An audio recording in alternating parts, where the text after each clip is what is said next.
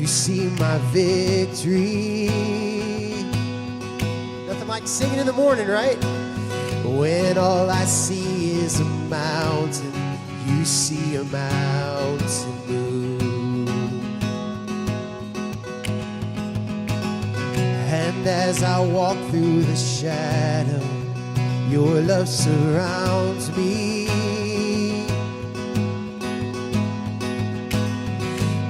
There's nothing to fear now, for I am safe with you.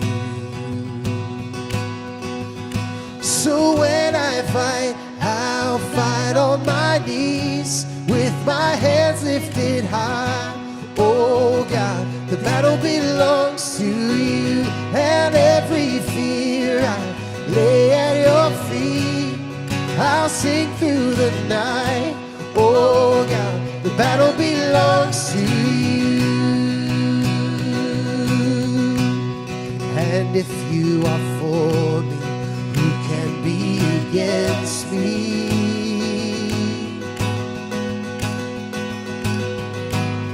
For Jesus, there's nothing impossible for you.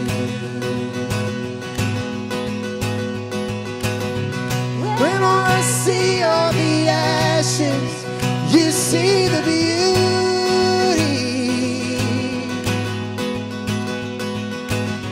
When all I see is a cross, God, you see an empty tomb. Yeah. So when I fight on my knees with my hands lifted high. Oh God, the battle belongs to you, and every fear I lay at your feet. I'll sing through the night. Oh God, the battle belongs to you. An almighty fortress, you go before us. Nothing can stand against the power of our God. You shine in the shadow, you win every battle. Nothing can stand against the power of our God. An almighty fortress, you go before us. Nothing can stand against the power of our God. You shine in the shadows, you win every battle. Nothing can stand against the power of our God. An almighty fortress, you go before us. Nothing can stand against the power of our God. You shine in the shadows, you win every battle. Nothing can stand against the power of our God. So when I fight on my knees with my hands lifted high. Oh God, the battle belongs to you, and every fear I lay at your feet. I'll sing through the night. Oh yeah, the battle belongs to you. So when I fight, I'll fight on my knees with my hands lifted high. Oh God, the battle belongs to you, and every fear I lay at your feet. I'll sing through the night. Oh God, the battle belongs to you. Yeah. Would you pray with me? God, we come to you this morning and just acknowledge that you are on your throne. Lord, you're in control. Lord, you're also great. You're mighty. And so is your love for us. And Lord, we just acknowledge, Lord, that your love is so great. We just thank you for it. We remember that there's nothing that we can do to make you love us more, and there's nothing that we can make you do to make you love us any less. And God, I thank you for that level of unconditional love that you have for us, and the fact that you've been there from the very beginning. But God, you are also there in the very worst moments. God, moments that we're ashamed of. Moments that we don't want to talk about. Lord, dark moments with us as individuals. Dark moments in our marriages. But Lord, you were there through the whole time. We thank you for that. Lord, help us to have a focus on you as we sing these next couple songs. Every time I tried to make it on my own, every time I tried to stand and start to fall, all those lonely roads that I have traveled on, there was Jesus. When the life I built came crashing to the ground, when the friends I had were nowhere to be found, I couldn't see it then, but I can see it now. There was Jesus.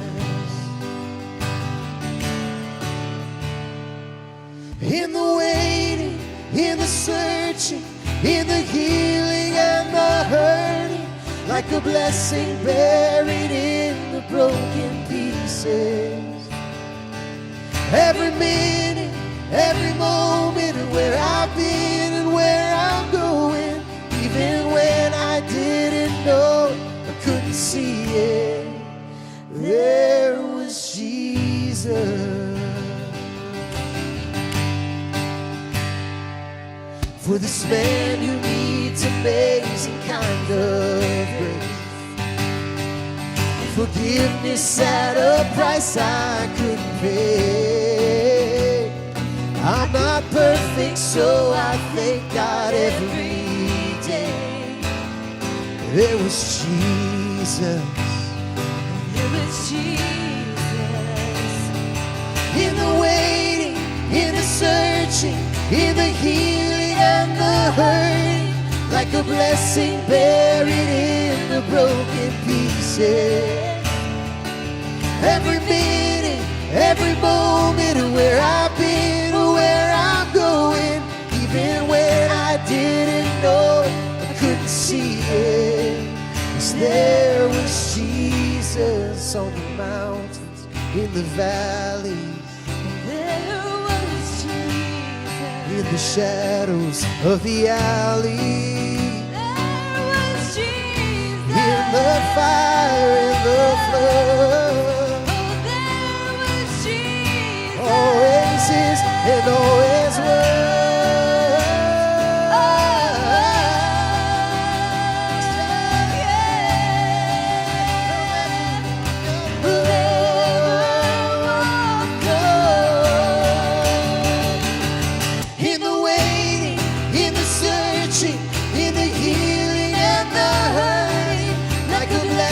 Buried in the broken pieces. Every minute, every moment, where I've been, where I'm going, even when I didn't know it, I couldn't see it. There was Jesus. There was Jesus. There was Jesus. There was Jesus.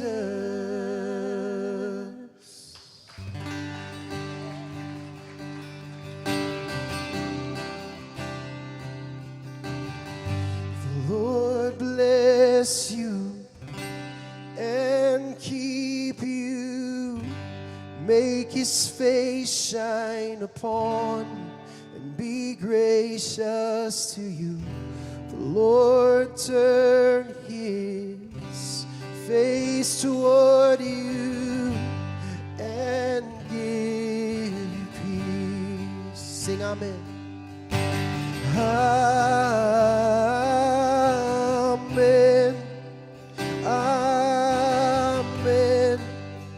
Amen. Sing amen. Amen.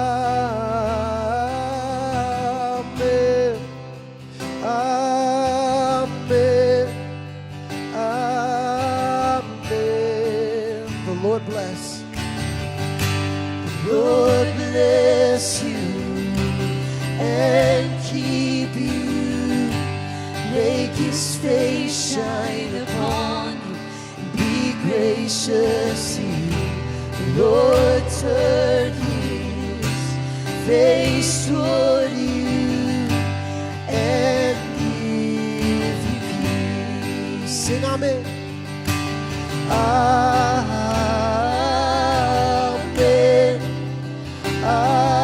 Amen. Amen. We sing. Amen. Amen. Amen.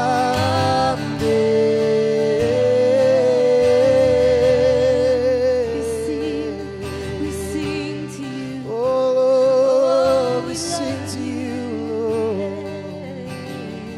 The amazing thing about this song is it talks well beyond just you and your marriage. Did you know that your marriage doesn't just impact you, doesn't just impact your spouse, doesn't just impact your kids, but your children's children, your grandchildren, your great-grandchildren, and from there, the way that your marriage works shapes the generations behind you. So it matters just not for today, but 100 years from now and 200 years from now. It's my prayer that the Lord would bless your generation and the generations after. May his favor be upon you and 1,000 generations, and your family and your children and their children and their children. May his favor be upon you and 1,000 generations, and your family and your children and their children and their children. May his favor be upon you and 1,000 generations, and your family and your children and their children and their children. May his favor be upon you and 1,000 generations, and your family and your children and their children and their children. May his presence go before you and behind you and beside you, all around you and within you. He is with you, he is with you in the morning, in the evening, in your coming and your going, in your weeping and rejoicing. He is for you, he is for you, he is for you, he is for you, he is for you, he is for you, he is for you, he is for you, he is for you. We sing amen,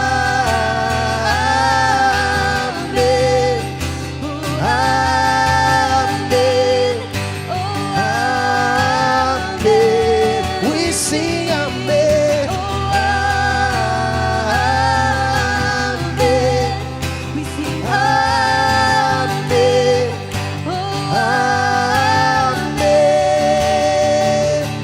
May his favor be upon you and 1,000 generations, and your family and your children and their children and their children. May his presence go before you and behind you and beside you, all around you and within you. He is with you, he is with you in the morning, in the evening, in your coming and your going, and your weeping and rejoicing. He is for you, he is for you, he is for you, he is for you, he is for you, he is for you, he is for you, he is for you, he is for you. We sing amen,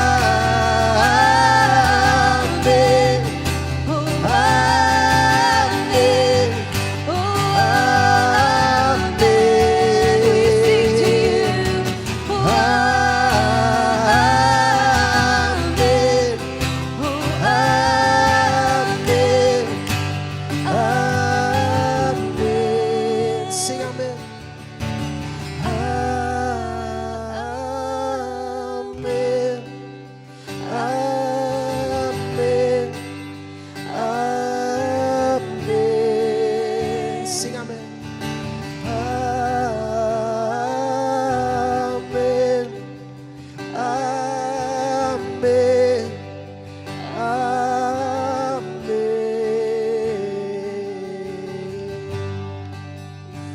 that is our prayer.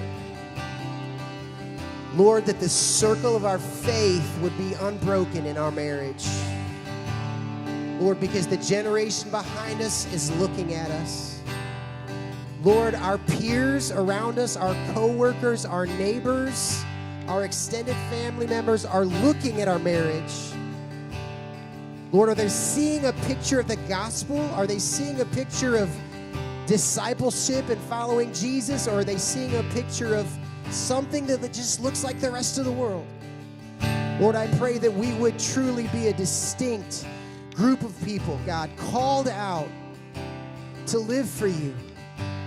And Lord, I pray for those couples, God, that are what we would call first-generation Christians, that their mom and dads weren't Christians, but Lord, a new circle of faith has begun.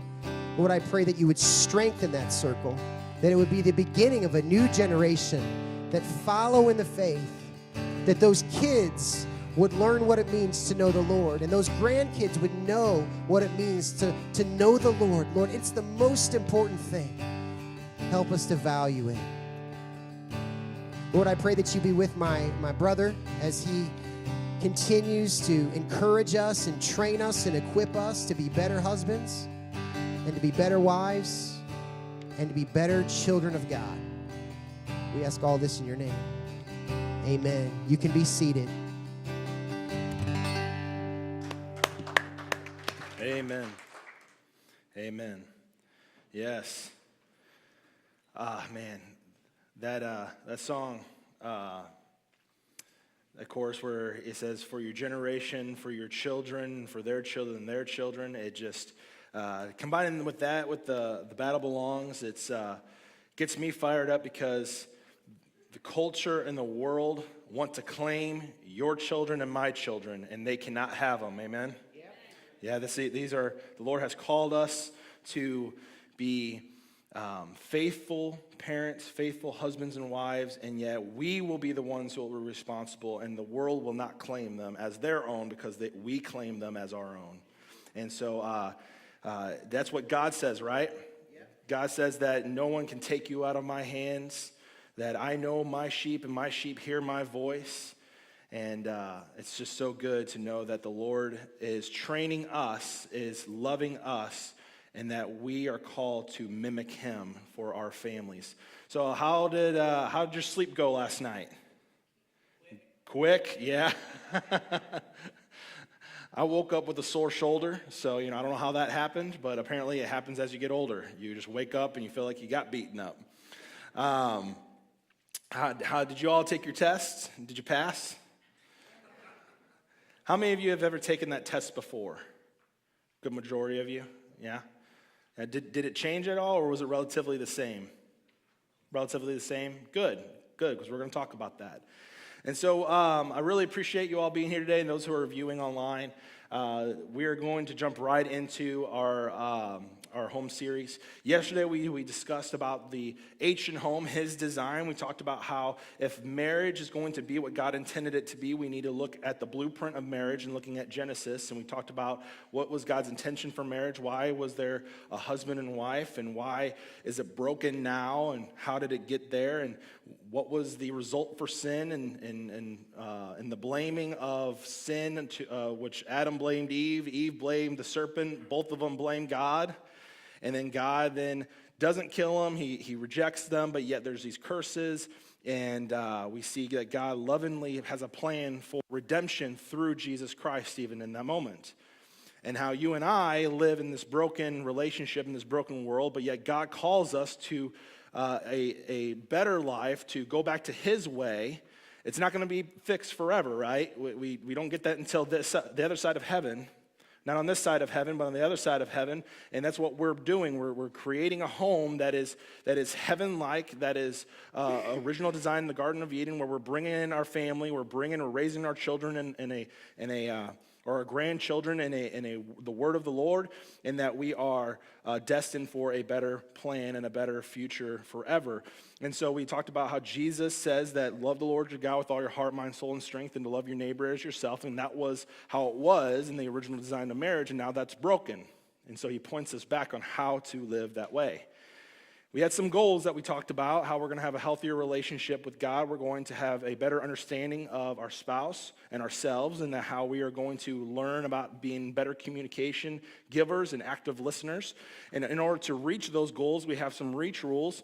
And just want to remind you of those today, is that we're going to be respectful. So throughout the day today, and hopefully when you go home, that we're going to respect each other. We're going to tear down the walls and not blame, and we're not going to attack, and we're not going to judge, and we're just going to respect our spouse through this process, that we're going to show effort through this process by being active in these homework assignments and being able to communicate clearly through our attitudes and how we're going to communicate through these. Remember, we kind of talked about communication as a pie chart. 38% is tone, 55% is body language, only 7% are the words we say. So attitude is over 90% of how we're going to communicate that we are active through this process. Keeping your issues confidential with you and your spouse, and not sharing those out into the world, and keeping it internal between you two and God and whoever else that you bring in that's a spiritually healthy relationship. And honesty. Honesty is the best policy, right? And so we're going to be honest in how we think and how we feel and how we move forward, because if we just keep it hidden and we don't say anything, we go nowhere. We have no traction to move forward. And so we are going to keep these rules throughout this process, and also through... I'm just being honest. Okay. Gotcha. Okay. Just push me around. That's fine. That's fine. Thank you. So we're in the O session now. O in home is for our given personality, okay? H is his design. O is our given personality. You may have heard of this guy. His name's Jonathan Edwards. He was one of the great preachers during the Great Awakening, and he says that all of the knowledge that we could ever obtain, the knowledge of God and the knowledge of ourselves, are the most important. And when we look at, you say, okay, well, it's the most important. That's pretty a bold statement, right? Well, when we look at Jesus' words in Mark chapter 12 that we read yesterday, right? Love the Lord your God with all your heart, might, and soul, and strength, and love your neighbor as ourselves. You ever heard of the expression hurting people hurt people? Psychology says that most people who hate themselves, that don't really find themselves appealing, that don't have a good positive experience on how they view themselves, that they do not show respect, or they don't show love, or they don't care about other people. Hurting people hurt people. And so what Jonathan Edwards is saying here is exactly, and almost in the same way, what Jesus is saying, is that if we want to know knowledge, which remember we talked about how the culture tells us that the equation for marriage is money, or time, money, and a commitment to marriage, and then it's done. And the Bible says we need to have time, we need to have education or knowledge of our spouse, and then a reminder of our covenant for all of eternity. As long as we live here on this earth, then we get knowledge. And so in order to gain knowledge, we have to understand who God is and understand ourselves. And while in the process, we understand who our spouse is, our closest neighbor. And so if we don't understand ourselves or why we do the things that we do, we'll never fully understand or be able to have great communication with our spouse or with others. A lot of this stuff I learned at my old job. I was a maintenance guy for HVAC, and the company who I worked for made you get education credits that they put on throughout the year. So like every employee had to get like 10 education credits per year, and they would do their own training. And one of them was this kind of program where we talked about personalities. And they said, okay, well, if you are a certain personality trait and you're working with another personality trait, how do you work together? Because a lot of the times when you have conflict at work and you say, you see Karen over there? Did you see what she did? I can't believe she did that. I can't believe she would say something like that. Well, you don't know Karen. You don't know what she thinks or how she thinks or how she speaks or what kind of decisions she makes. And so I'm going to give you a little insight is that after today, hopefully you'll go home and you'll go to work or you go and sit at a family and you'll be able to sit down and you'll be able to tell what somebody's personality trait is without even having them take the test. And it's called, another book that's not in your book is called Emotional Intelligence. And it's all about using people's emotional personality traits to lead them in a way that it's leading others in a way where there's no conflict. by using the positive ways of their traits, so that way there's no conflict, that you can lead them through a communication or through a situation by just knowing who they are internally. And so let me ask you this question. Have you ever thought or said something like this about your spouse? He or she doesn't know me at all. Or, I wish he or she would just change and be more like me, then everything would be better. I can tell you that I've thought that before.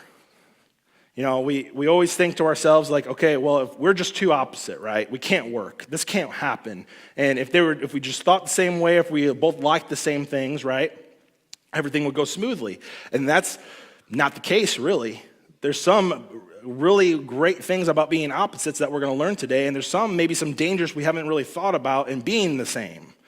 And so we need to look at both the pros and cons on both of these personality traits.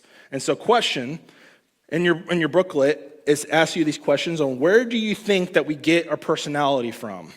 Well, there's several things that psychologists and scientists and pastors, they all say. They say we either get a personality from nature, from nurture, from God, and I threw a D in there, which is all the above. What do you think it is? All the above, right? And so we get our personality. Number one, as believers in Christ and believers of the Bible, God says that I have knit you together in your mother's womb, right? We believe, and I don't say we, but I believe in a God who is sovereign, who doesn't make mistakes. Amen? And so if my God is so big enough that he knew my name before the creation of the world and knew who my parents were going to be and just knew how all the genetics worked in the genealogy of my life, then he knew what kind of year I would be born in. He knew what kind of environment I would be placed in. He knew what kind of broken home I would be in. He knew the pastor who would lead me to salvation would be. And so I am made up today not only by my genetics or by my culture that which I was raised in, but I'm also raised in the way that God wanted me to be raised in. He placed me here. He designed me. And so the next question is what do you think, at what age do you think someone matures in? Is it A, 18 to 25, B, 28 to 32, C, 35 to 40, or D, do we never really mature? Never? You just haven't matured yet, Brian. The answer is B, 28 through 32. And how do we know this? Well, there was a guy named William James who wrote a book called The Principles of Psychology, and he says, in most of us, by the age of 30, the character has set like plaster, and they will never soften again. Now think about this. By the time we're around 30 years old, women are, they say they mature faster than men, and so somewhere between 28 and probably 32, give or take, it's a bell curve, that somewhere along the lines of we kind of understand and know what our preferences are. We know what we like. We know where we feel comfortable in. And so through our young childhood ages, high school and college and, the younger ages, we start adapting. We start kind of figuring out still who we are. And so this is why I think the great tragedy of our culture is that before we're even know who we are, our culture is agreeing that we should be able to change major things about our psychology and our chemical imbalance as bodies and mind, and the culture just doesn't understand how this can be a negative thing. But truthfully, this guy, William James, wrote this book in the 60s, and he definitely knew that we are changing up until about the time when we're 30, and we're kind of a plaster that sets. And so when you combine that with a little bit of what I like to call a bending, not only we set like plaster, but I kind of see it through some other studies that really our personality is more like a bow and arrow, okay? So a bow and arrow, there is a purpose to it. It has a meaning behind it. How many of us are bow hunters around here? Anybody? Brian, you're not even raising your hand? Rifle, okay, never mind. So I got a crossbow at my house, and all my stuff stored in my garage. And I made the mistake one time to cock that thing without an arrow in it. Do you know what happens when you pull that trigger? Not good. It snaps you in the face. I was like, why did this happen? And I had no clue that an arrow bow did this. And I read online, and I took it to the store, and the guy told me, and he said, yeah, when you put an arrow into a bow, the physics that happens is that bow, when it snaps, it transfers all its kinetic energy into the arrow to go towards the object that what you're trying to shoot for. If there is no arrow in the bow, it basically absorbs that whole kinetic energy and it snaps the string right in your face because it has nowhere to push that. It just absorbs it all into the bow. And I was like, wow, that's really crazy. And so that's definitely not the way you want to do a gun where it's cocked and locked, right? And so a bow, when it's in its natural state, it's resting. Okay? In its natural state, it's resting. But it bends for a purpose. And so just like your personality, what we're going to look at, we are set like plaster, yes. We kind of define where we are, but that's our natural state. Okay? So if you're an E, you're most likely, depending on your percentages and your score, you're probably going to be an E for the rest of your life up until now. But your job may need you to be an I in certain areas, or reverse. You may be an I, but your job calls you to be an E, maybe to stand up and do a presentation. So you bend for a purpose, but when you're done with that purpose, it goes back to its natural state. Okay? Everyone follow me so far? Okay. So in your journal, in your workbook, there's some slides here I'm going to read to you. We're not going to do a full-long Bible study as we did before, but I just want to give you some biblical references here of how God is uniquely designed us and has been our creator from the beginning and how he knows us. And so Genesis 1:26, then the Lord God said, let us make man in our image after our likeness. God, it was in the triune God, even in John chapter 1, it says that Jesus was in the beginning was the Word, and the Word was with God, and the Word was God. So Jesus was in the beginning, and Colossians says we were made by Jesus, for Jesus, through Jesus, and that we have a purpose in God's plan. In Psalms 139, 13 through 14, it says, for you formed my inward parts, you knitted me together in my mother's womb.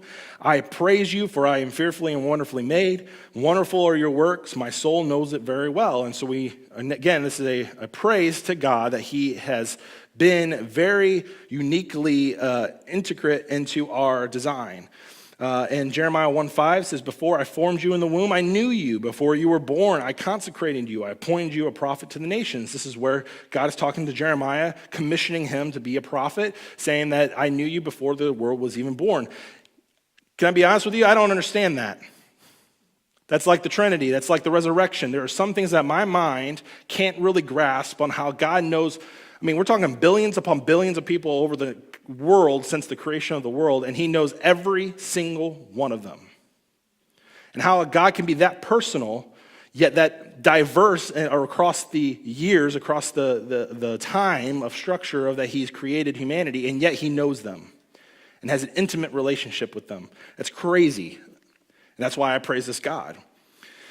Ephesians 2:10 says, for we are his workmanship, created in Christ Jesus for good works, which God prepared beforehand that we shall walk in them. Again, this is a New Testament talking about how we are created as regenerated Christians or regenerated lovers of God, that we are his workmanship, we are made for good works. Colossians 1:17, and he was before all things, in him all things hold together. And so we understand that the Bible is constantly pointing to a diverse God who knows a group of people throughout time and is very woven into their creation. And so what we're going to talk about is what you guys went to 16personalities.com, and you guys talked about how you went through your questions and you got your scores, and this is generically known as the Myers-Briggs test. Everybody's heard that before. And so Isabel Briggs Myers, who was one of the founders of this psychology test, said that we cannot safely assume that other people's minds work on the same principles as our own.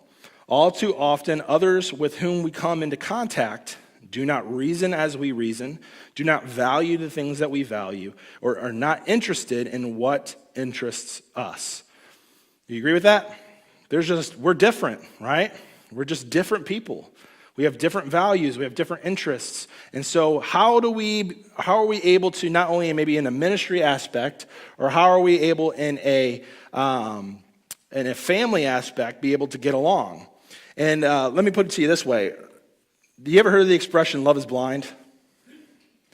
How many of us just ignored certain things about our spouse when we were in our dating period? Right? You just kind of overlooked it. Chris says yes. Okay. That wasn't really a question we had to answer, Chris, but it's okay. That's kind of arbitrary, but all right. There are just some things we overlook. Some things we kind of put off to the side and say, yeah, that's cute, but that's not really going to affect me until later.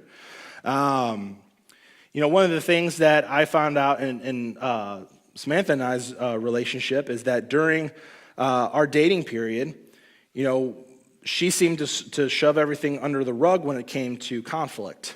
And I always wanted to hash things out. And so I would press, and she'd kind of be like, okay, yeah, no problem, just move on. And I'm like, oh, okay, this is going to be real easy. And then when we got married, it seemed like things kind of blew up. And I had to learn how to communicate conflict because she grew up in an environment where throughout a whole entire year, the family would just shove things under the rug, and then one time a year, they had a family meeting, and then they undid the rug, and then they just let everything loose. There'd be crying, there'd be arguing, and then they would just walk away from the living room and act like nothing ever happened. My family were a bunch of hillbillies, and we got drunk, and we fought until the cops were called. Honesty, right? Just being honest. The first time I brought Samantha to a family event, the cops were called. I said, this doesn't happen at your family gatherings? Like, I thought everyone did this. She stayed. Yeah, for sure. That's why I knew she was the one. And so, we just have different views on life. We have our experiences from our family, which we're grown in, and then there's other things that we kind of learn and adapt. And both of us knew that in our dating, we were really weird. We had, when we went to dating, there was this event we met at a friend's birthday party, and she was just very quiet. She was kind of mysterious. I was really loud and talked a lot. And she tells me, and this is just what she says, I don't know if it's any true, but she went into the bathroom with her friend that night, and she said, I'm going to marry this Jimmy Dunn guy. And her friend goes, you literally had not said 2 words to the guy this whole entire time. How is that possible? She goes, I'm going to marry him. And she came back, and I was just eating pasta, and pasta was just falling all over me like a slob. And so then we started dating, we started talking to each other, and then we went to Steak and Shake for a date and started talking. And then it became an interview process. We really knew as Christians that being Christians were the first priority. I knew I wanted a stay-at-home mom, that I wanted to raise my kids in a Christian home. And then she's like, yeah, I want to date a guy who's, musically, who likes music, who's a Christian, maybe wants to be a pastor. I'm like, great, tall, dark, and handsome is good as well. So, we just kind of fit on all these levels. And, love was blind at that time, and we just kind of overlooked a lot of things. And our first year of marriage was like World War III in our home at sometimes. I never lived with anybody else than my mom, and my mom definitely spoiled me. She did my laundry, and now my wife said, you do your own laundry. I'm like, I need training in this. I wasn't prepared for this. And so we realized that in that moment, that we weren't necessarily who we thought we were because the veil was being, taken over, right? And so slowly over time, we started learning more and more about each other. So what I'm going to have Sam do, I'm going to ask her to come up, and we're going to talk about a few things together as a group and talk about personality scores. What's up, babe? Come over here. You look great, by the way. So this is Samantha, and so what we're going to talk about today, along with everything else we've been talking about, we're going to go over the personality types together. So in your book, you're having this graph, and you can take notes on it, and we're going to talk about each one of these in preparation for your activity, which we're going to send you out to do. All right, so in this personality test, there are 4 quadrants of 2 sections in each quadrant, which makes up 16 personalities. a combination of all of them together. So Sam and I are going to kind of go through and talk about which one we are, because I hate to speak for her team, because then she says it sounds like complaining. And so she likewise. So we're just going to each speak on our own teams. So the first one is the extroverts and introverts. Now, normally when someone talks about this, they mainly think about, this is just someone who is just outgoing and who likes to, introduce themselves around people. And introverts are those people who go into the cave and they never really come out. Really, this is where we get our energy from, okay? So this is where we get energy. So extroverts like myself, we get energy from situations like this and being around people, being around a lot of busyness, likes to interact with a lot of people at once. So something like this really energized me. And for introverts like me, situations like this kind of freak us out. And we get our energy from quiet time and small groups. And it's not that we're antisocial or don't like to talk. It's that we like one-on-one conversations where we can ask deeper questions and really get to know somebody. Yeah, and so when you get two of them in a room together, an extrovert and an introvert and an extrovert will both be great in a room one-on-one. It's whenever you pile more people into that room, the scales will tip. And so that's how we get our energy, is that first score there. The next score is either an S or an N, which is sensing or intuition. And so for intuitions, this is how we form our opinions and focus our possibilities on the big picture. It's like the pie in the sky or dreamland. So my head's always constantly in the clouds, very creative, very dreamlike. If you were to ask me and someone like Sam, tell me about your dream house, mine would be very big ideas, a pool or a finished basement or a loft office or, something big like that. But someone like sensors, they'd be a little bit more detail-oriented, right? Yeah, so we're the ones who kind of bring you down from the clouds and plant your feet firmly on the ground. And Dream crushers, I know. We remind you about the facts and the way things have worked in the past. And if we were to describe our house, we would go into the details, like what kind of floors we would have and what color we would paint the walls and all the little things. Yeah, for sure. So that is basically just, again, big picture idea versus the small details. When you look at the T and F, the thinkers and feelers, this is kind of where the most arguments kind of come out of within couples. This is how we make decisions. This is how we see the world. This is how we see the world and make the decisions that impact our world. And so for feelers, this is something where we just really feel how we feel in the moment. We kind of take the backstory. We kind of look into it a little bit deeper. We see how our decision will affect others. We basically look at everything on an emotional scale. Yeah, so as thinkers, we like to logically analyze the situation, and we like to weigh out pros and cons, and we definitely believe that honesty is the best policy. Yeah, but you're a little cold-hearted sometimes. You're a little bit too emotional, crying all the time. You promised that you wouldn't say I cried. Dang. All right. So, thinkers and feelers definitely, they definitely clash. The way that we also talk about it is, don't ask me to go to the grocery store on an empty stomach, because my bill will be ginormous. Someone like you, on the other hand, would budget your I've already shopping. made out my menu for the week and made the whole list, and I'm ready to go. Yeah. That's why she does it, not me. And so the final one is the judgers and perceivers, the J and Ps. And so perceivers are basically what my wife likes to call fly by the seat of your pants. We like calendars, but we're not tied to them, right? We're just kind of, it's temporary. It's a holding place. Something better might come up. Yes, yeah.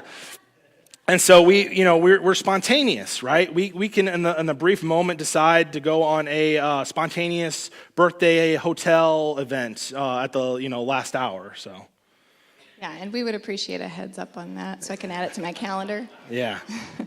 Us judgers like to be organized and prepared, and we really like to make a checklist and make sure we check all those boxes. Yeah, so this is basically how we interact with the world. Okay, so funny story I say about this hotel. Again, our first year of marriage was pretty rough, right? And so we were married in September. Her birthday's in January 30th. And in January, I decided, I'm going to be this romantic husband. I'm going to be the spontaneous guy. And so everybody remember the Millennium Hotel before it closed, had the revolving restaurant on top? Yeah, so this is 2012. I'm at work. I look up online and I got this coupon that said that you can get it for like $80 for an overnight stay. So I ended up just doing everything, calling her boss, telling her to get her the day off on Saturday. And I call her up. I'm like, hey, baby, pack your bags. We're going somewhere tonight. And she's like, What? no, we're not. And I remember you saying, no, we're not. And I was like, yeah, we are. Just pack a bag. When I get home from work, we're going somewhere. And so I hang up. I just hang up with the phone, just to be this like just secretive. And so I come home and she's got stuff everywhere on the bed. I'm like, why aren't you packed yet? She goes, I don't know what I'm wearing. It's cold outside. Are we going to be going and having a dress? Or do I need something for like snow boots? What do I need? I'm like, just throw it all in there. It doesn't matter. She goes, you have no idea what you're doing. And so we end up going to the Millennium Hotel. I surprise her. The place is closing down. I try to go up and make a reservation at the restaurant. The restaurant's like just all closed up. Boxes are there. Chairs are stacked. We literally had about $10 in our pocket in cash. We went to the vending machine and got some chocolates and chips and sodas. And at that time we were so poor we didn't have TV, so we just sat down in our hotel room and watched TV. Yeah. So spontaneous, but not as fun as if we could have planned it. So, and that's the next part we're going to go around with right now is let's circle back and start off on the E and the I and go full circle and talk about, okay, yes, they're different, right? And we can banter and have fun about how we're different, but there is a positiveness on being different. And so opposites attract, and so there's a good thing that we need to learn. So for instance, E's and I's, while yes, if an E and an I strictly just focus on themselves to be happy, both will be frustrated. Because E's need people to be around. I mean, I'm so much of an E that I don't even like staying at my own house if it's quiet. My kids and wife have to be in the lower floor, and I have to hear them talking and crying and complaining and just having voices around. Or if they're gone, I like staying in a Panera or a Starbucks and have movement and have talking going around because I just don't like to be alone. I like to have energy around me. And someone like Sam, like she said, she has to plan out her quiet times in her schedule, and so her and the kids have a quiet time for right at lunchtime. They sit down, they watch a movie. She can go through her emails. You can, play whatever game that you want on your phone to chill out and zone out. And so she gets that daily. And if she doesn't get what she needs, she's super crabby. She's, just complaining a lot. I mean, I think I'm going a little bit too much. But there's a great benefit because someone who is an extrovert who will even double book or who will be doing a lot for other people and will be going out a lot, she pulls me back in. She says, you need some solitude. You and I just need to spend some time one-on-one. And I really appreciate that. I really appreciate that she's looking out for me and be able to slow my energy down to a point to where I can actually relax instead of just being all over the place. Yeah, and so as an introvert, being married to an extrovert, it helps me because I can learn better how to bend, how to stand up on a stage and talk to you all. And I can, especially in a ministry aspect, learning how to get to know people and talk to people. And he's really helped me learn how to do that. Yeah, and I'm able to pull you out to experience other things, whether you would like to kind of stay in as well. Yeah. So on S's and N's, right? So we have big picture, pie in the sky, dreamland, and then we have the facts and figures and past experiences people. While, again, if you only focused on yourself, you would think that someone like her is a dream crusher and a ball and chain keeps us down. And she would think that I'm just this immature child up in the sky dreaming all the time and being in my own head. I really appreciate because how many of us are the N's in the room? We need S's in our life to get us to the dream, right? We may have this idea out there, but we don't know how to get there. And so it's S's like her that basically say, okay, well, is that your end goal? Let me make a checklist. Let's do some research. Let's figure this out and go all the way down the way.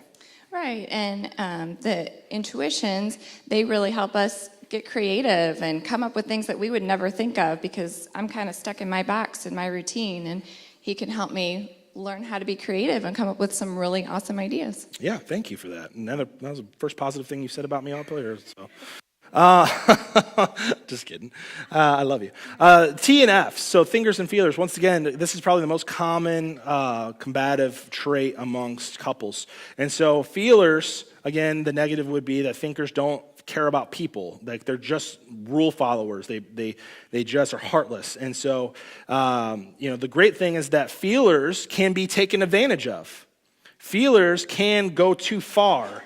Feelers can maybe allow their own emotions to control them instead of controlling their emotions. And thinkers are the ones who can call us out on it.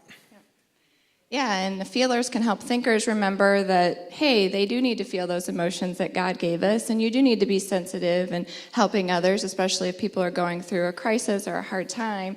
You can kind of tap into those emotions to better minister to people. Yeah, absolutely. The final one is J and P, like we talked about. This is how we interact with the world.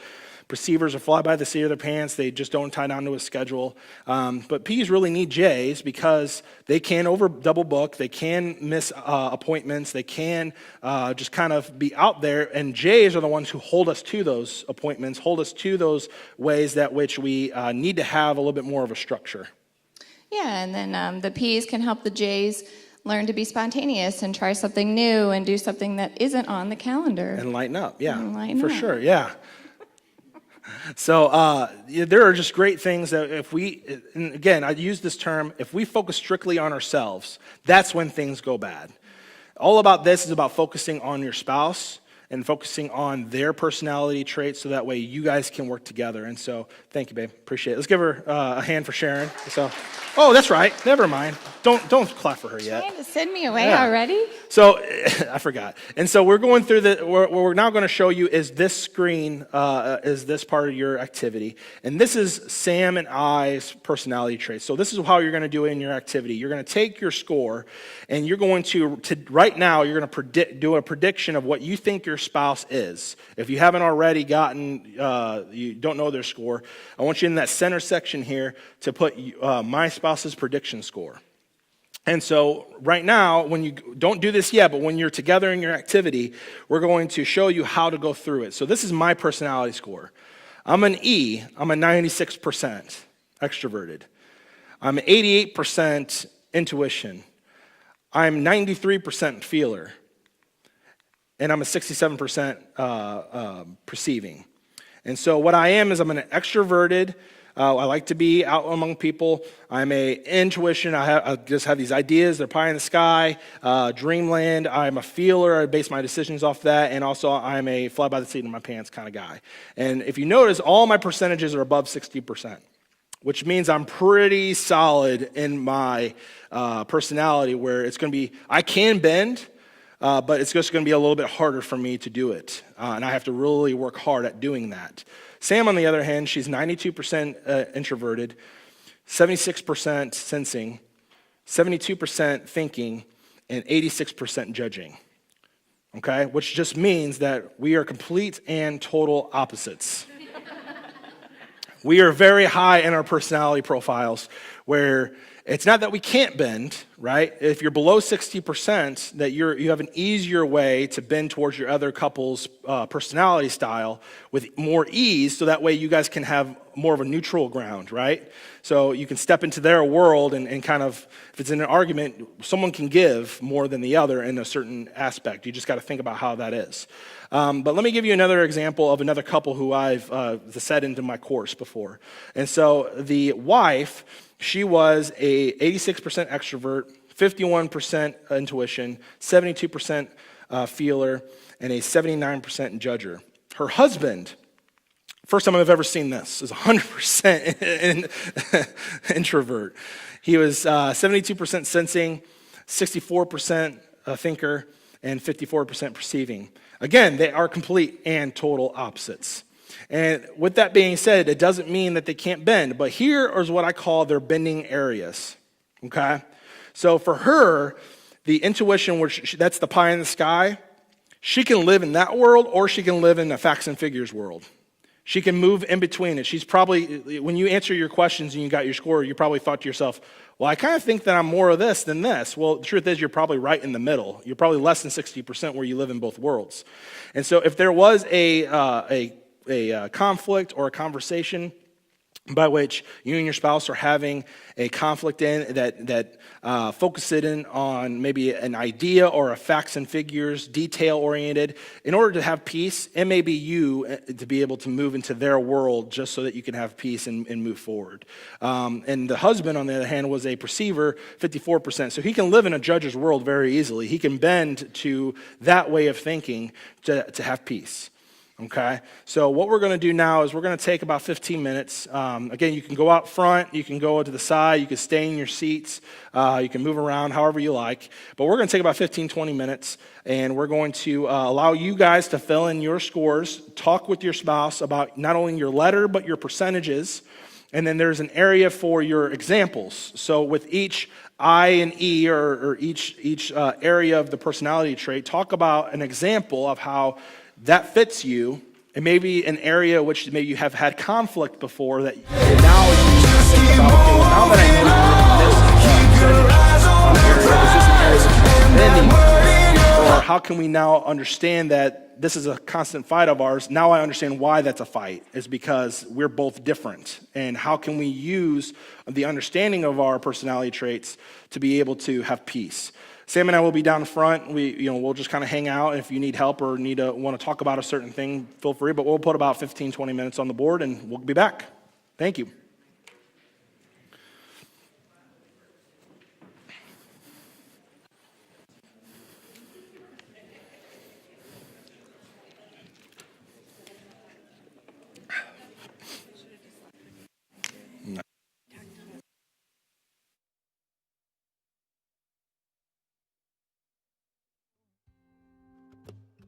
Some days, Father, I don't know how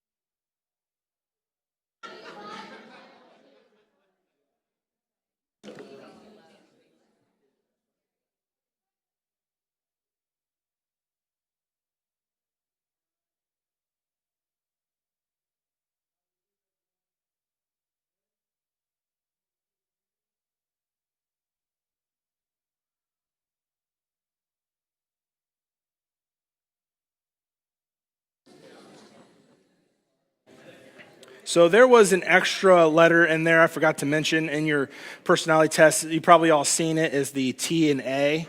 It's at the bottom of your score. They don't put it as the Myers-Briggs 4 letter, but they throw it in there as another thing. So the A's are assertives while T's are turbulent. And so where that comes into play is basically there's only one thing, it's stress. So assertives use stress to motivate them, while turbulence allows stress to control them. Okay? So if you're a high T, you probably, when you get stressed, you bog down, you get depressed easily, you kind of struggle, you allow stress to control you and your emotions, while assertives take that stress, flip it, and they're probably procrastinators where they get, close to deadline and they use that stress to motivate them to get the job done. Okay, so that's not necessarily part of the four letter of the Myers-Briggs, but they throw that out there to help you understand. And in your full profile, they go into how that affects you and your personality type. One of the examples I wanted to give that my wife and I were just discussing that I want to share is how does this go along with communication? So in this one right here that I gave an example of a couple. So like I said, this section was the wife, this one was the husband. And so the husband was sensing and the wife was intuition. And she's right on that border where she's the 51%, so she can live in a sensor's world and also live in the other world. But this was the conversation when they sat in my office when we were kind of going through with this. She goes, well, listen, I said, how well do you understand him? And she goes, well, not really at all. There's a few things that I kind of get about him, but there's a few things I'm frustrated about him. And I said, well, tell me one of your frustrations. She said, well, just for example, the other week. She said, we bought a house and the sink got clogged. So this is a new couple. They've been married for about a year. And they're in their mid to late 20s. And the husband's an engineer, she's a nurse, And she said, our sink was clogged. And when I told him about it, he said, okay, I'll call my dad. And she's like, well, why can't we just do it? Why can't you just take care of that and it'd be done? And it became an argument, and he said, well, I just want to call my dad. I just want to make sure that it's going okay, and he can show me how to do it. And she's just like, okay, well, she goes, I see that as laziness.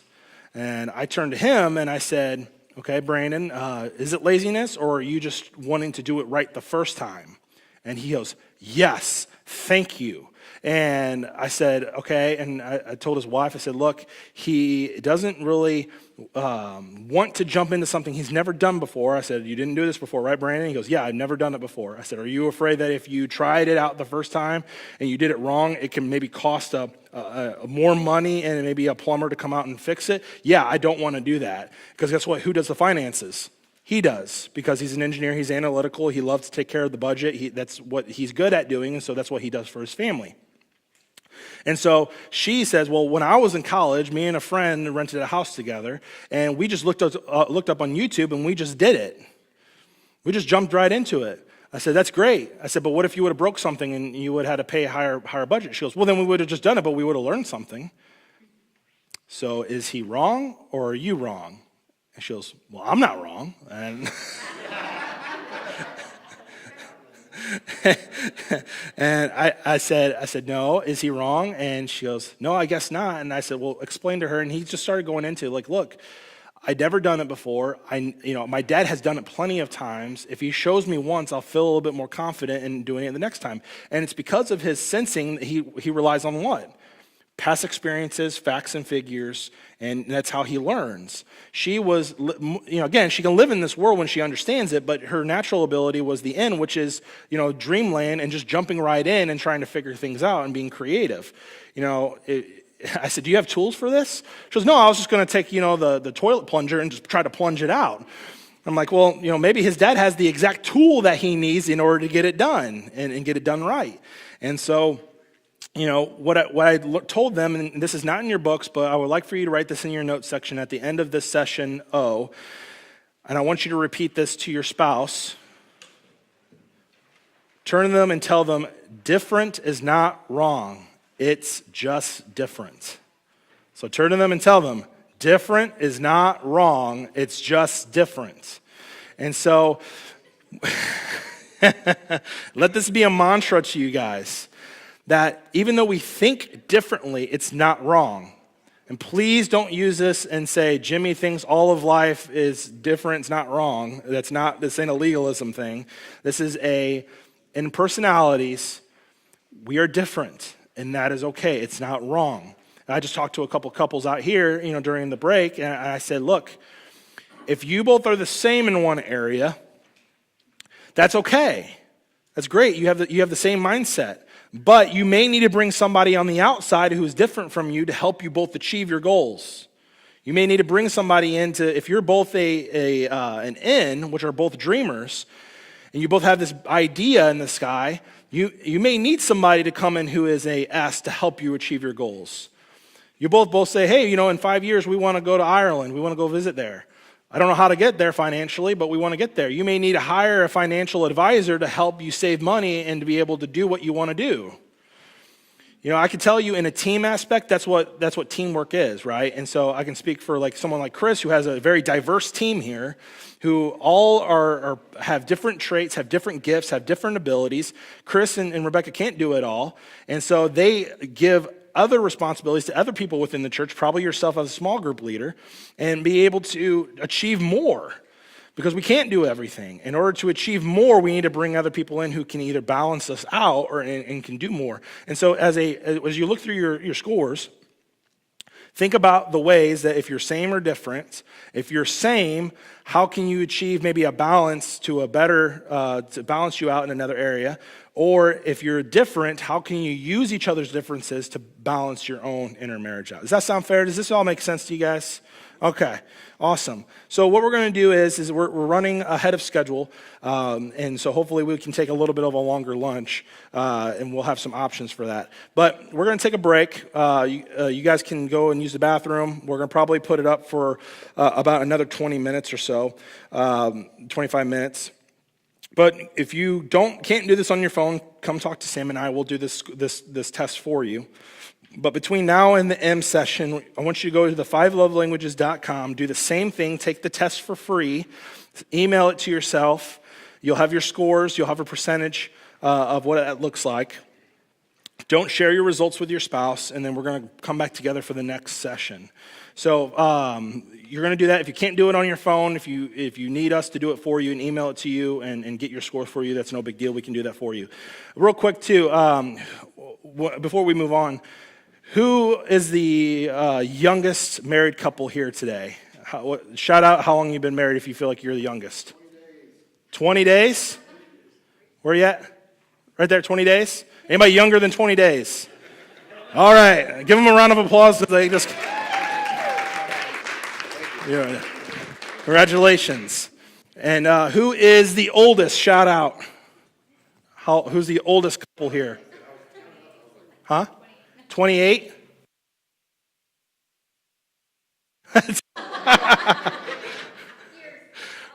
28 years. Anybody older? All right, awesome. Congratulations. All right, so we're going to take about, like I said, another 25, 30 minutes. We'll wait until about 15 minutes left to put that on the board. But take your test, walk around, get snacks, get a water, use the bathroom, and let's just have a good time. So appreciate you guys, and we'll come back together for the M session. Is it the couples quiz? It's the couples quiz, yes. Yeah, couples quiz and the 5 love languages.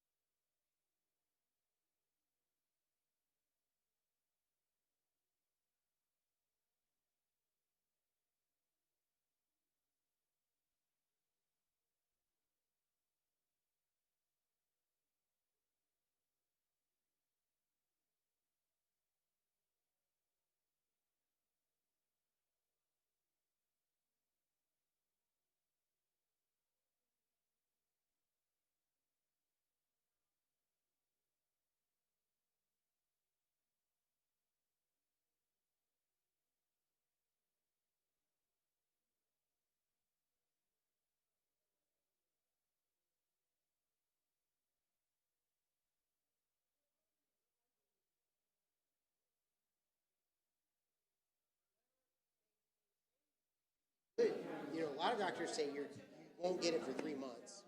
Some doctors said you won't get it for 8 months. There's, I think so. I think it's very rare.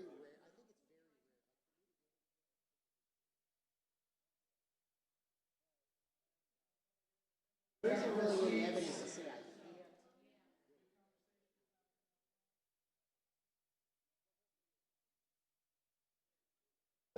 It's crazy.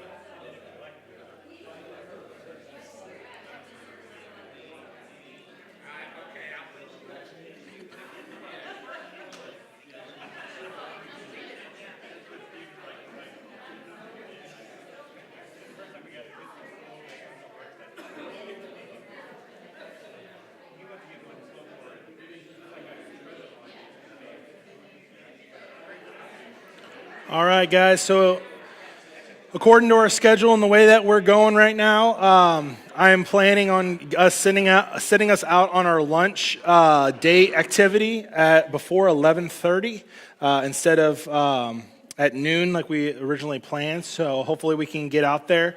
We'll talk a little bit more about that, but kind of know that obviously St. Louis County, so Fenton side, there is not a lot open to sit in, so if you go that way, you're probably going to have to order, maybe sit and eat in your vehicle or go somewhere else. But Jefferson County is open, still with mask mandate though, so you could probably find a seat at a restaurant somewhere around there and sit down and discuss. So probably work whatever works best for you. But I had a lot of good conversations out front with everybody. Hopefully you're finding value in this and learning something new and different that you haven't heard before, and or even just edifying to what you have heard before. A lot of awesome couples that I've heard that this is something they do yearly as a maintenance for their marriage. That's awesome. Really great. That's what I look forward to on meeting couples that take it very seriously. But hopefully this is something that you all can get on board with. All right.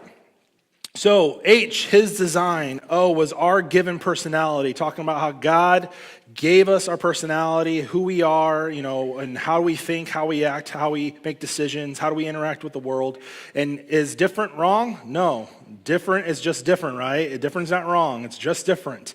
And so I was talking to one couple is that if you, like I said, if you knew that both of you are in the same personality profile in a certain letter, use outside sources to get you to your goals. That's not bad. That's not wrong. It's just now you know how you are and know what kind of strategy you need to use to move forward. So now M is managing your language. A lot of us Christians, if you've probably heard it before, you probably took the test before, the 5 love languages. And when you took this test, how many of you have taken the test before in the past? Raise your hand. Okay. How many of you have gotten different scores? Raise your hand. Okay, perfect. That's not bad. We're going to talk about that. So, of course, we have the books, like I said, back there for sale. In case you don't have it already, it's a really good book. Goes into each one of the personality traits, each one of the love languages traits out there. And it's by a guy named Gary Chapman. He says in the book that love is something you do for someone else, not something you do for yourself. Does that make sense? Because most of the time, whenever we're trying to do something in our marriage, we're trying to self-appeal ourselves. We're trying to, make ourselves happy, trying to do what we want to do. That's not love. Love is doing something for someone else instead of doing something for yourself. And so when we do that, when we understand how our spouse sees love or sees appreciation or sees value, then we're able to actually go and attack that goal, to obtain that goal so that they would be fulfilled. And so something Gary Chapman talks about in the book in chapter 2 that normally I would have couples read, it's called the love tank.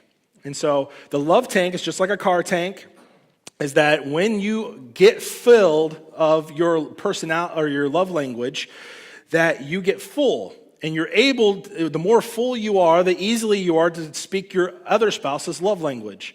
And if you have two different languages, it's just as different as one speaking Chinese, one speaking Spanish. You're not going to understand each other. You're not going to hear each other. And so it's your responsibility to know your spouse's language and to speak your spouse's language.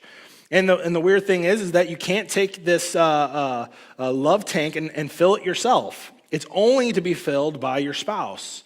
And so most of the time we're speaking our own language, trying to fill our own self, but we only get frustrated because our spouse isn't hearing us, and we get just stuck in this empty tank, and then both tanks are empty from both spouses, and then you have conflict. And then nobody's working for anybody, and then it's just you're just gonna have a hard time. So the thing we have to do is that somebody has to be the bigger person, and I tell this in my personal groups. Somebody has to pull up their big boy panties on, and someone's got to give up, and somebody has to give. Somebody has to give so that someone can be filled and fill the other. It's kind of like riding in the plane. It's opposite of what we do in the plane, right? They always tell you, okay, when the masks drop, what are you supposed to do? Put your mask on first and then assist anybody else, right? This is the reverse. You can't put on your own mask. You can't fill up your own tank. So the goal is for you to help your spouse, fill your spouse up, and then in return, they will show appreciation by filling your love tank up. Because remember, 90% of all interpersonal conflict comes from miscommunication and perception. And so when we are communicating with our spouse, when we miscommunicate, or we don't have the right perception, and we have an empty love tank, that is a mixture for disaster. When we are low in love language, when we're low in our love tank, we're not communicating well, we're not listening, we're not reading all the signs, we're not asking correct questions, then we are just spiraling down. We're thinking things that aren't true, and we're not doing things for our spouse that is for their best interest. And so we just need to take a time out, we need to stop, and we need to start thinking, how do we tell when our spouse's love tank is empty, and when we recognize it, what do we need to bring it back up so that we can have peace? And that's what we're going to talk about. So there are obviously 5 love languages. The first one we're going to talk about is words of affirmation, okay? So this is somebody who needs love by words.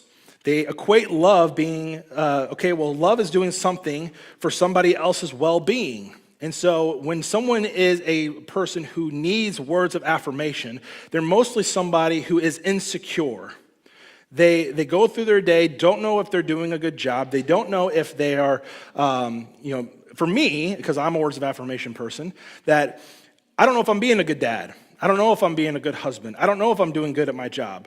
But words really build me up because then encouragement means to give courage. And so when I get good words from my wife, if I am a good husband, I am a good father, I did a great thing, I'm doing a good job, then I get encouraged and I feel pumped up and I'm ready to tackle the world. If someone is all about negative traits with me, you did a bad job here, you're overly criticized, then it starts weighing me down because then I say I'm a failure. I did something wrong. I could have done better. And then my energy level goes down. My love tank is now draining because it's using whatever energy that I did have to try to sustain me until the next fill. So that's words of affirmation, is where we appreciate and we get energized by this type of love. The next one is quality time. So this is somebody who values time because they see time as precious. And it's not just spending time, but it's quality time, right? So remember we gave an example of early on that a spouse who says, yeah, I spend time with you, but they are sitting on their phone. Or you go out to dinner with your spouse and you're on your phone texting or checking Facebook. That's not quality time. They see time as, I'm giving you portions of my life, right? They say, this is precious time. So we want to be able to give everything we have that's quality and wanting to spend one-on-one time with each other. And it's not just about doing the time, but it's about spending time with each other. I want you to want to spend time with me. Right? I want you to do this, and if we both want to do it, then we both feel like this is a great value. I don't know how many quality time people in here, but I can tell from my wife, because she's quality time, if she feels like she's dragging me through a situation to spend time with me, it's still not quality time. Amen? It's just wasted time. And so we need to understand that, both need to understand why this is important, why time is important. People with this spell love, T-I-M-E, okay? The third one is receiving gifts. I'm a 0% in this. I don't get it, but let's talk about it. So gift giving is not about the value by which the gift is given. It's the thought that counts, okay? So it's not about expensive diamond rings, bracelets, necklaces. It's not about big trips into Mexico or Canada or Alaska, cruise ship. But it's all about gifts of saying, I am thinking about you. These are maybe even just a DoorDash, Starbucks, having delivered to your spouse while they're at work, and saying thanks, for last night and taking care of the kids, and I was out late, giving them a gift card to somewhere, buying them something that's on their Amazon list, just showing appreciation. It could be even you working with your kids and having them make a card, for your spouse, showing their appreciation. It could be something completely customizable or something they've been wanting a long time.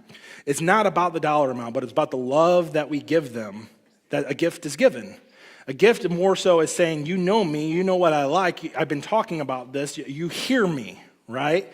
And so when we give a gift to somebody, when we've been hearing them and we know that it's personalized for them, they feel loved. They feel like they're heard. They feel like that it is something that they have been needing or that's something that they like. And so gift giving is, again, important to some people, and it fills their love tank up. The next one is acts of service. This one is where we not only say that we love you, but we do things that show we love you, right? So this is more than just actions, or they're more than words, they're actions. And so these are things just like doing laundry, cleaning the toilet. You can't really see it, that's kind of cut off a little bit, but mowing the lawn. It's saying, I'm going to take some of this responsibility off of your load so that way we can both share the responsibility together. My wife used to be acts of service, and in the beginning of our marriage, I'm going to tell this story. So I came home from work. We were newly married. We had a 700 square foot house, very small ranch home, and we were both working at the time. And my wife worked later sometimes than I did, and so I had a set schedule. So I came home, and again, I told you about my personality type. I was working all day. I maybe even pulled a later shift, and so I came home, took my boots off. I popped in a oven pizza, sat down on the couch, turned on The Office. And I just binge watched, and she was working later. And so I made her a pizza as well, because I'm very thoughtful. And she comes in the door, my feet are off, I'm still in my work clothes. I'm sitting there, I'm watching Michael Scott do what he does. And she comes home and she goes, oh, okay, so you made pizza for dinner? I said, yeah. And she goes, okay. So I just been sitting there, just relaxing. All of a sudden I hear, she comes over, grabs my plate. She comes in the kitchen, she does the dishes, she throws them in the dishwasher. I'm like, babe, just come on in and sit and relax. No, I'm okay. Okay, whatever. So I'm watching The Office some more and more. Then I hear the closet door open, the vacuum comes out. Why don't you just come up? We'll do that tomorrow. No, I'm going to do it right now. Okay? She goes outside, grabs the mop, starts mopping the floors. I'm like, I am in trouble. Something does not seem right. I could feel it like the force. It's just off balance. And so eventually, as the good husband and wanted to communicate with her, what did I do but stand in her way and say, is something wrong? She goes, no, everything's fine. I said, no, I don't think everything's fine. We then proceeded to argue for the next 30 minutes how she's not fine, what did I do? And I just came home and I just relaxed. I was planning on doing this on the weekend, on Saturday, when we can both work on it. And she's like, no, I don't want to get into it, so I don't want to get into it. And I'm on the couch. Again, the cops weren't called this time, but my family is all in your face trying to get this worked out. And she just said, just stop talking to me. She gets up, she walks in the bedroom, shuts the door, and I'm sitting there on the couch like, this is my new life. This is not how it used to be. She comes out literally 5 minutes later, sits down, and tells me everything I want to know. And I said, was that so hard? Like, why did you walk away? She goes, you were talking so much, I couldn't even think. I needed to walk away to understand what I was feeling and what I needed to say, but you kept just talking and trying to tell me to talk, and I didn't even know what to say. And it all came down to she understood, like, look, my expectation of marriage was that we work on this house together, that we would work during the week because weekends are the fun times. During the week, we work. And my family was different. My family was, we relaxed during the week. On Saturday, we all grabbed, cleaning supplies. We all went and got, the vacuum, and then we cleaned up a room within like 3 or 4 hours in the house. And then we had the rest of the day to play. We just kind of piled it up on. But she had a different expectation of what that looked like. And in her mind, her husband would come in, he would come home from work, he would help do the dishes, he would help do laundry, he would help do the yard, he would help do all these things. And then I realized, and we took the test later on that year, that she was an acts of service. She saw love as a husband coming home and helping her with the duties of the house. And when I learned that, I was like, now I know what I need to aim for. I can come home, I did dishes when they were in the sink, I did laundry, and then she came home, what did she have to do? Almost nothing, to where she could take a shower and then relax, instead of her doing all the stuff when she got home, like it was that one night. So acts of service is all about thinking about the other person and the responsibilities maybe that they have or what you have together, and instead of it all piling up on one person, you share that load and showing that you care about them. And it's not only just activities around the house, but it also could be just doing projects for them that they've been asking things to be done. Maybe like a honey-do list that could wait, but you get it done for them as a surprise. It's just doing things for somebody else. The last one is physical touch. And this one is very near and dear to my heart because I was at 100% on this when we first got married.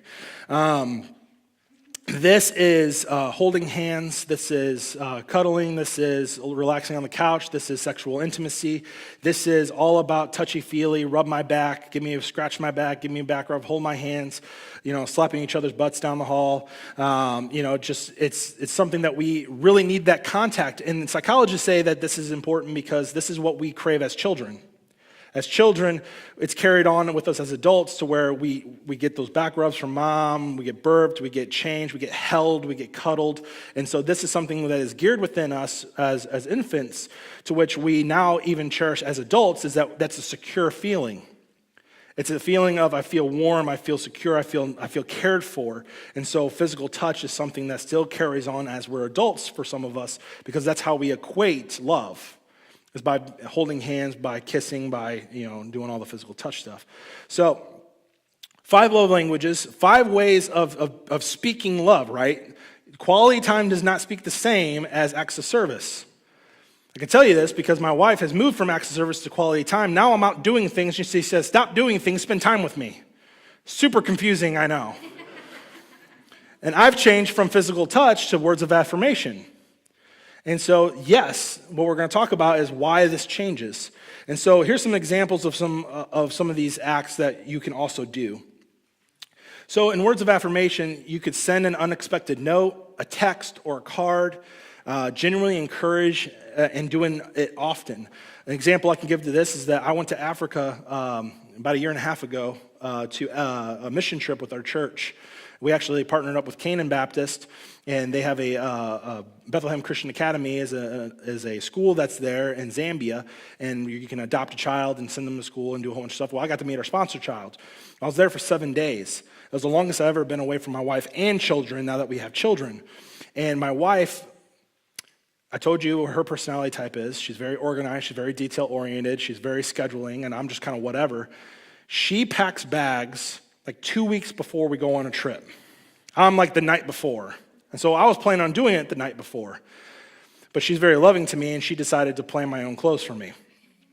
But not only did she say, okay, this is your Monday, this is your Tuesday, this is your Wednesday, but when I got my bag opened and I unraveled each one of my clothes, there was a hidden note for my wife and kids in there. It was great. I keep them in my journal today. And it was so encouraging to me that while I was in Africa, here are these encouraging notes that we miss you, we're proud of you, we're praying for you.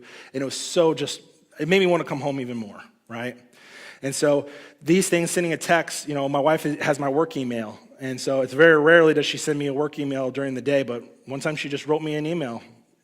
So it comes up on my work. I'm busy doing work. I see this come up from Samantha Dunn, and I read it, and it just softens my heart because it's something that she was thinking of me during the day. So I really appreciate that.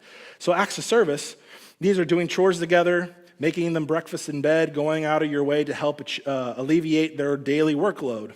So again, thinking what's on your spouse's mind. Maybe it's an activity. Maybe it's an event coming up. Maybe her sisters have planned a party for their mom, and it's getting overwhelming. You can jump in and be a part of that to alleviate some of their stress on her. Or maybe he's got some work function that he's got to get prepped for work. Maybe it's a meeting, maybe it's a conference he's going to, and then there's something that she can do to help him prepare for that, or maybe just alleviate some of his home expectations so he can get prepared for that. So just, getting ready to do some things for your spouse to show that they're listening and helping them out. Receiving gifts, once again, this is giving thoughtful gifts and gestures. Small things matter in big ways. Express gratitude when receiving a gift. So here's the thing about love languages that I didn't mention, is that your language in this is not just what you need to hear, but this is how you give. Right? So if I'm a words person, if I love you, if I care about you, I'm going to encourage you with words because that's how I equate love and care. And so this is why when you can kind of sit back and look, just like personalities, you can sit down and say, okay, they're an extrovert, they're an introvert, they're facts and figures, they're kind of a dreamer. And you can kind of just pick somebody out by the way they talk or interact. Same thing with love languages. If there's somebody who's a gifts person who likes receiving gifts, they're going to give gifts. And so these are people who maybe will just send somebody a gift card in the mail, say, thinking of you. This could be someone who sends flowers, for like an anniversary, a family member sends you flowers. They're a gifts person. And so how do they equate or want to be receiving that same love? By doing what they do. Because that's how they show it. And so we have a friend of ours who, for birthdays or for maybe some hard seasons of life, she just writes these incredible notes. I mean, we get them in the mail. We see them on there. She's got these handwritten in cursive. They're just beautiful, just encouraging words. And so, what do? Do we send her a Starbucks gift card or anything like that to show our thanks for her? No, we could, and that's great. I bet she would appreciate it. But we write her a hand letter note for things that she's going through. And she calls us. She says, thank you so much for that. That was really great. Because that's what she appreciates. And so you can always tell what somebody's love language is by just listening and seeing how do they give it. So for gifts, it doesn't matter how big or small, but when you receive a gift from them, it's just as important for you to say thank you and appreciate their gifts as it is for you to give it to them and them show you how grateful they are. Again, quality time, creating special moments together, that like taking walks or doing small things with your partner. Weekend getaways are always huge. Somebody who's quality time, like my wife, us getting away for just an overnight weekend at like maybe Cape Girardeau, it was great. My mom or her parents watch the kids. We go away for an overnight. We get to go to some shops, just spend one-on-one time with each other. That, when she's in a love tank, can fill her up for like a week or two. Like, it just goes a long way because it's a refreshment. It's a time to get away. It's time to not worry about children or grandchildren or anything like that with people who are this style, that they just get really refreshed. And it's not even in a case like, okay, well, quality time, you would think it's someone who's an introvert. No, extroverts love quality time too, because what they equate is experiences. So when you start combining your personality with your love language, think about that. So someone who's an extrovert and who's quality time, they may appreciate like going to another country, maybe Mexico or somewhere, and then going out to dinner and then meeting random people at that same resort and sitting down and learning where they're from and talking with them. So you can definitely mix and match certain love languages with personality traits and see how that fits. So my wife is an introvert and is quality time. So do I invite other people on our getaways? No, it's just me and her because that's what she appreciates. If I was to invite somebody, it would be by her decision alone and someone who she's really close with, like a family member. And so when it's a small group like that, then she can really enjoy her time. Me, on the other hand, if she was planning this for me, it would be inviting like 10 or 8 couples to go on an escape room and all of us go out together and all of us get in a locked room together and do these puzzles and try to figure it out and then go have dinner and then all these little interactions going on. And that fills me up. When we go home, guess who's out asleep first? She is. And so when you just equate these love languages and their personalities, you start kind of getting a mixture together. How is it personalized for you and your spouse? Physical touch, hug, kiss, hold hands, show physical affection often, make intimacy a thoughtful priority. I had one couple who, in their love languages, the husband was 100% physical touch. His wife was 0% physical touch. And she did not, she just was not a toucher. She was not a feeler. She's like, did not want to be intimate with her husband at all. I'm like, oh, girl. This is going to be something that you have to work on. Because every once in a while, he just slapped my butt in the hallway all the time. Like, I don't know why he's got to do that. I'm like, he's just touching home base. It's okay. You're the only one he can do that with. And so it's just, again, you have to kind of look at your personality, look at your love language scores, and you got to figure out what works for you guys. And giving of yourself, right? Paul talks about this, about how do not hinder yourself away from your spouse, so that if you hinder yourself, you keep yourself hidden away from your spouse, then they're tempted to go elsewhere. We are in this covenant with one another where my wife is mine, and I am hers. And she can do with me what she wants with, and I can do with what I want with. And we come together to fulfill each other's needs because there is nowhere else we can go with that. And so we're praising God for that as well. So this is in your book. So what we're going to do, like we did last time, is I'm going to go through this with you on my wife and I's percentage scores and talk about how we use this on a daily basis, and then we'll break for a few minutes, and then you and your spouse will write down your scores and go over some examples for each one of these. So my score is that I am 40% words of affirmation. So I really appreciate the words my wife says.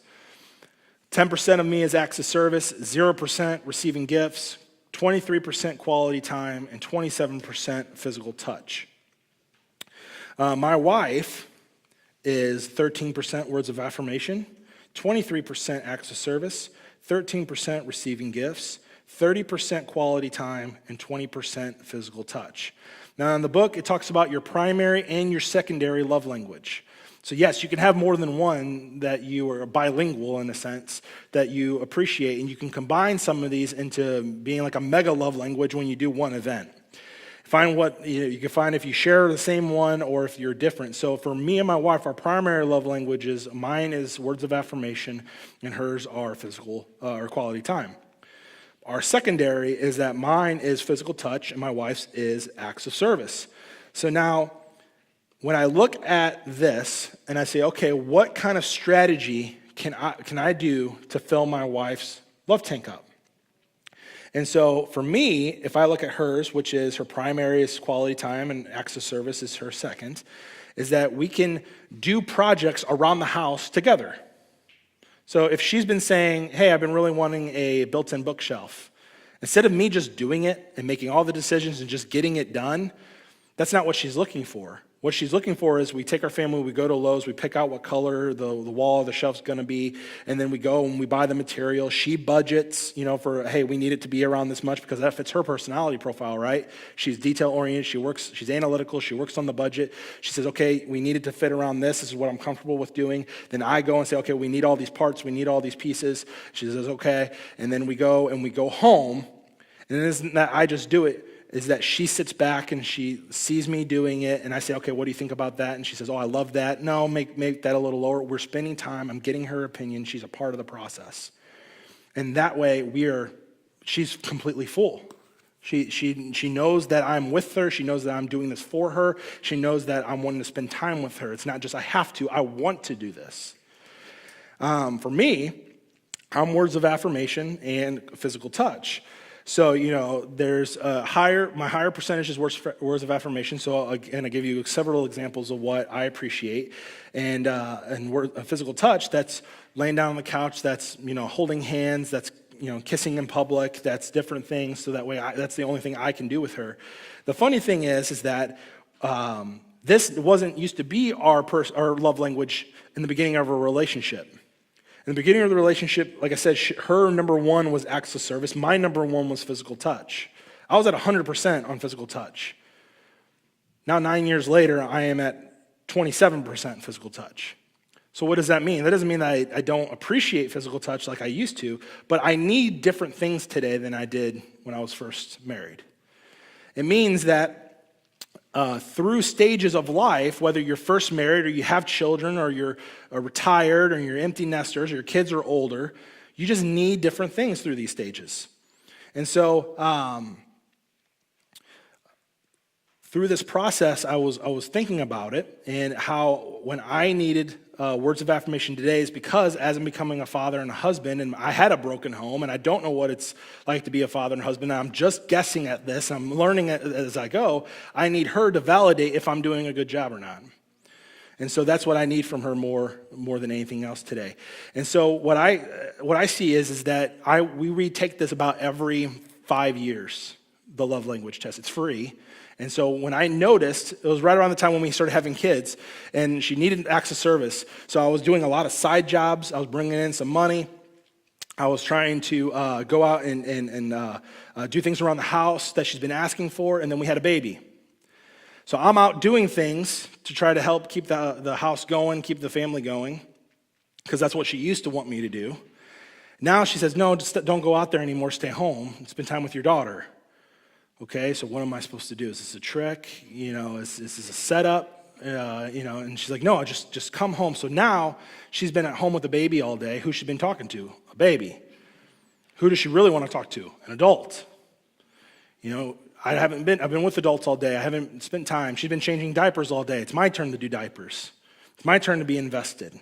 And so it was really hard in the transition period, but then I started realizing, okay, that's how she speaks love now. So not only when I come home and there's a mess from a 6-year-old and an almost 4-year-old going on in the house, and there's dishes piled up, if I jump in and try to take care of that, that's not what she wants anymore. What she wants is go play with the kids, go play ninja, go wrestle with them, go wear them out. Okay. And she has alone time. She gets to do and clean up everything she needs to do. And then when that's done, I give them baths, and she goes take a shower, and she gets to spend some time alone. She comes back, we tackle the kids together. She puts her son to sleep. I put my daughter to sleep. We come back, and we get a special time, just us two. It works for us because we understand and we listen what each other needs based on our primary and secondary languages. So, again, when you start implementing these today, what your spouse's love language is, and you start getting really good at it, just be careful, they will change. And then when you notice that change, where you're saying, I keep on doing the things I used to, but I'm not having the same effect, let's retake the free test, and let's just see where you are now. And what I kind of see, what I've seen is too, is sometimes your secondary becomes your primary. It's almost, you see the levels kind of going back and forth a little bit, and so you can almost anticipate what's going to come next. But you just have to be really vigilant in looking at those on a constant basis. So all of this is good information. All of this is great. But you have to implement and do something with it in order for it to become positive. So that's why we're going to take the next 15 minutes. You and your spouse are going to sit down. You're going to go through your scores together. And then in the example spot, the areas that you're primary and secondary, try to see how that can work for you. Talk about with your spouse with good communication skills. And what active listening skills is this. We didn't talk about this yet, but I'm going to tell you now. Active listening is using clarifying questions. So when you don't understand something, you don't just accept it as what you perceive it to be true. You actually ask the who, what, where, why. So when your spouse says, hey, I really enjoy this, but you don't understand why they enjoy that. And so you need to ask, well, why do you enjoy that? How can I be doing better in that? What else can I do that simulates that instead of just that one thing? And so asking clarifying questions and then them saying, okay, I'm going to repeat back to you what I just heard. And so you repeat back to them, is that what you're saying? They can say, yeah, that's what I'm saying, or no, that's not what I'm saying at all. Let me rephrase that to you so that you can understand it better. And so asking and repeating is active listening and making sure that you're both are on the same page. So we're going to take about 15 minutes, go through your scores, give examples of each one of these areas of which your primary and secondary love languages are, and we'll meet back up and we'll do a couple more things.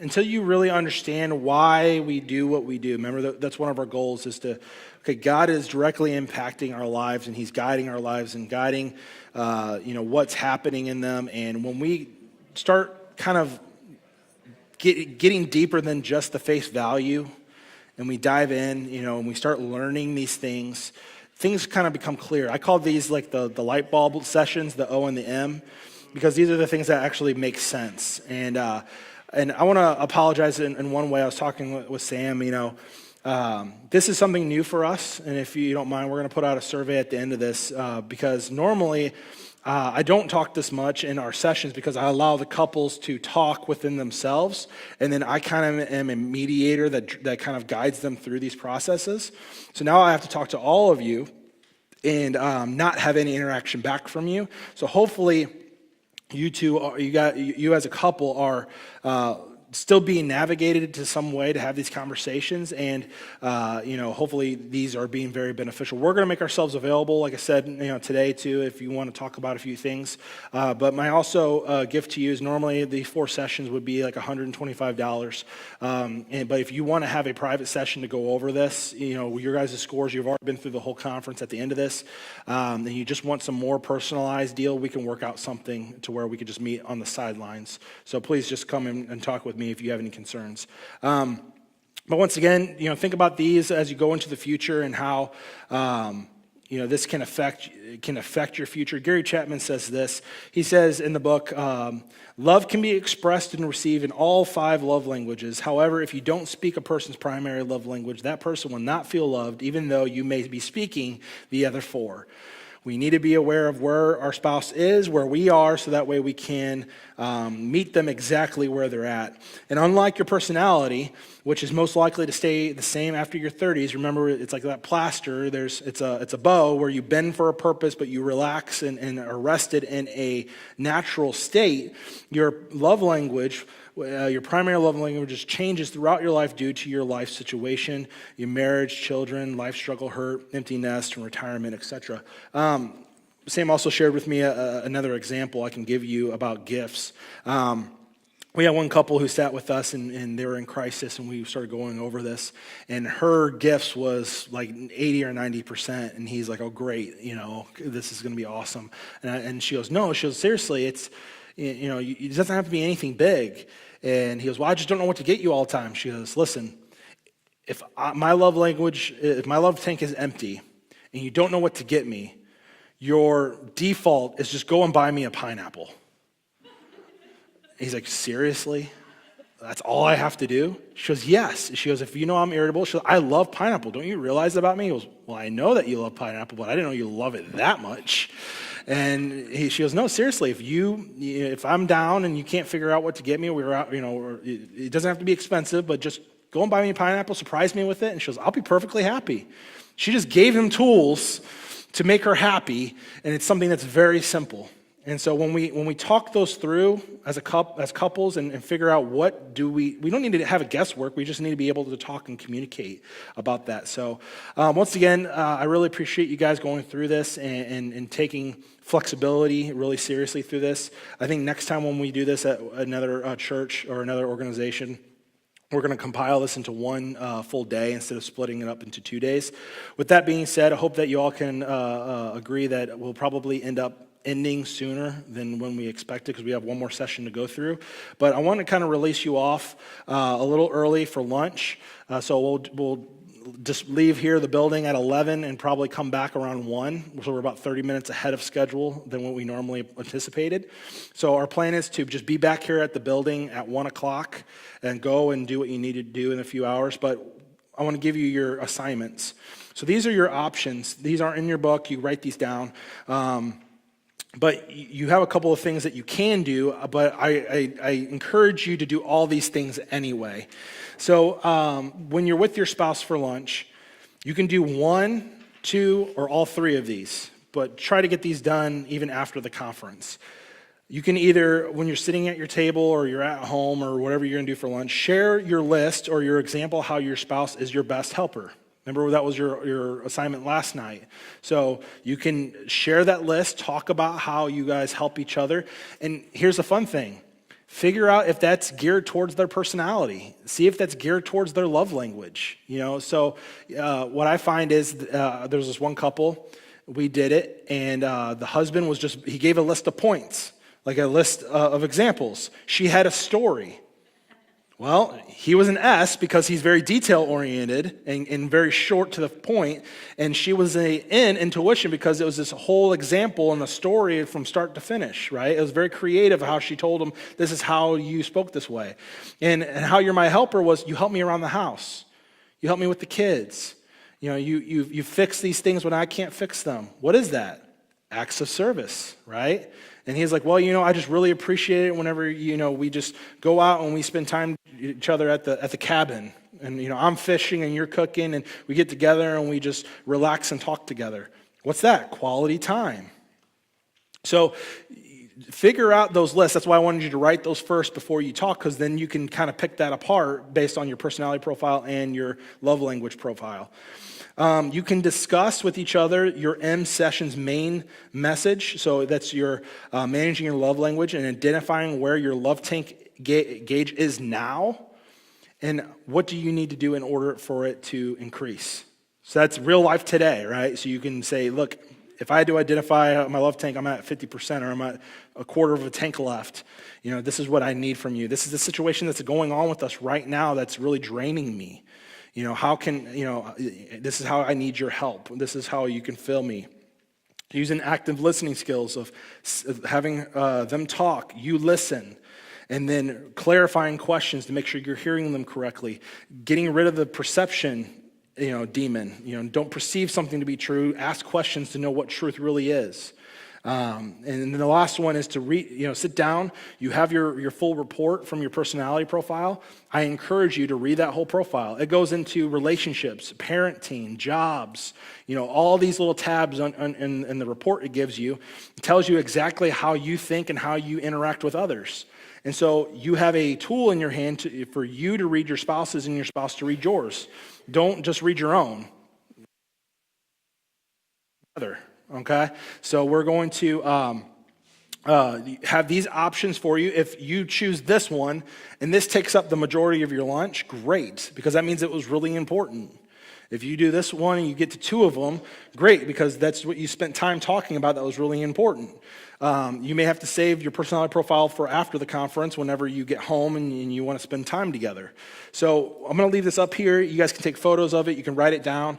But I want us to kind of leave the building in about 10 to 15 minutes, go out and have lunch, come back here at 1 o'clock, and we'll reconvene and finish our last session out, and we'll be good to go. So thank you, everyone, for being here. Let me pray for us as we go out. Lord Jesus, we thank you so much for this time that we have to spend with our spouse, to know you, to sing praises to you. And Lord, we cry out as your children for your help.